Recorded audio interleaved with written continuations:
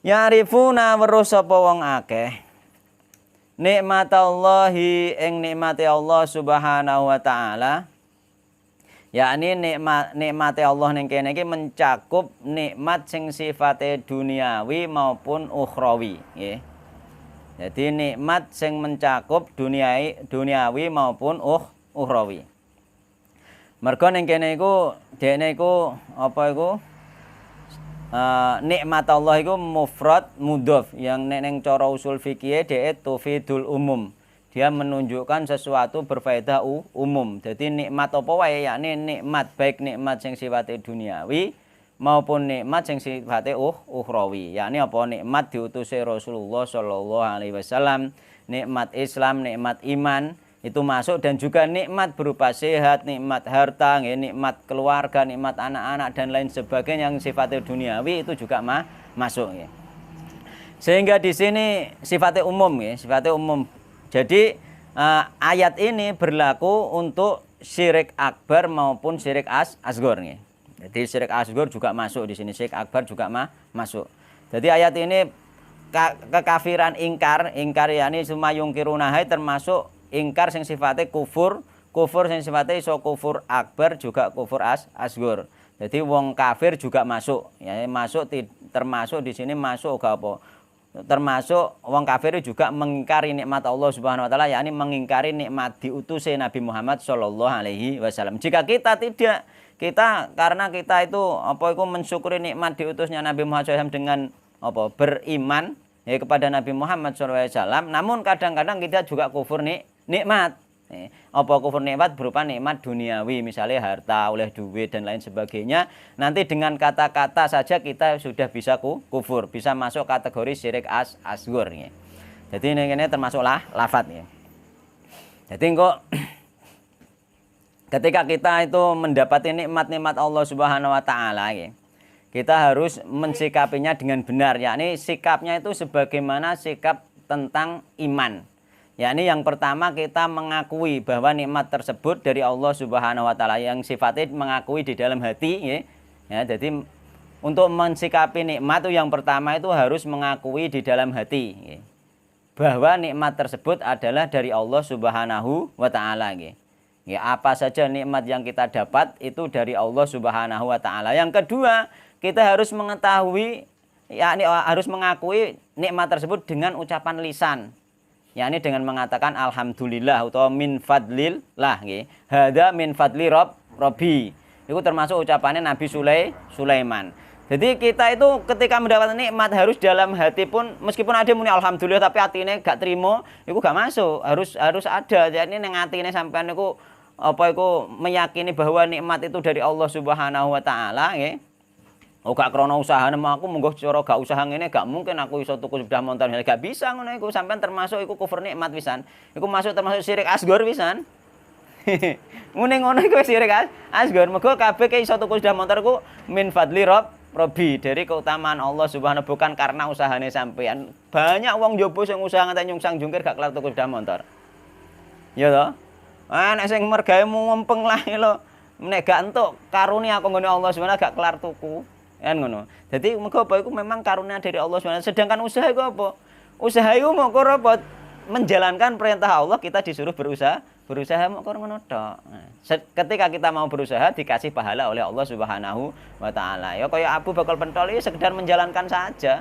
Diperintah Allah usaha oleh sapira-pira iku wis ketentuane Allah Subhanahu wa taala. Ora perkara dhek ulet terus akhirnya pentole laris, bukan. Orang masalah ulet mboten, memang itu apa keutamaan dari Allah Subhanahu wa taala ngono memang iku dune. Jadi memang kehidupan mengko apa rezeki iku wis bikat bi rezeki wajal wis dicatet karo Allah Subhanahu wa taala. Dadi gak perkara usahanem sing ulet, perkara usahanem sing apa iku sing mbait mboten. Kadang-kadang wong ketok bodoh gak patek iso usaha nyatane ya entuk rezeki akeh. Memang wis jatahe sakmono kan. Jadi untuk mensikapinya pertama seperti kita iman itu ya ini mensikapi di dalam hati bahwasanya nikmat itu dari Allah Subhanahu wa taala. Iku nek oleh nikmat iki. Yang kedua kita harus mengakui dengan lisan yakni mengucapkan misalnya alhamdulillah utawa mang apa hadza min fadli rabbi. Yang ketiga kita harus mengakuinya dengan amalan. Loh, komplit kan kudune iman kan ngono kan? Ya diyakini di hati, diucapkan dengan lisan, dipraktekkan dengan anggota badan. Jadi harus dengan amalan-amalannya apa? Ketika kita mempunyai nikmat sehat, ya kita gunakan untuk taat kepada Allah Subhanahu wa taala ke jalan yang benar ya.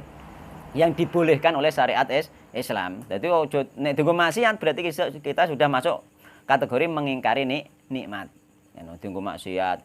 Terus harta juga seperti itu, kita nafkahkan harta tersebut apa? Ke jalan yang benar, yang hak ya. Ke jalan Allah Subhanahu wa taala. Nek enggak, ya kita termasuk mengingkari nikmat harta tersebut ngono lho. Ya. Nah, itu ada tiga cara kita tiga cara ini harus berjalan bersama yakni sikap terhadap nikmat yakni sikap di dalam hati mengakui dari Allah. Yang kedua mengucapkan dengan ucapan yakni alhamdulillah utawa hadza min fadli rabbi utawa alhamdulillah bi nikmatihi tatimmus sholihat misalnya ngono. Terus ketiga, kita praktekkan dengan perbuatan kita bahwa nikmat tersebut dibuat untuk taat kepada Allah Subhanahu wa taala kan. Adapun masalah sebab ya kita harus berterima kasih.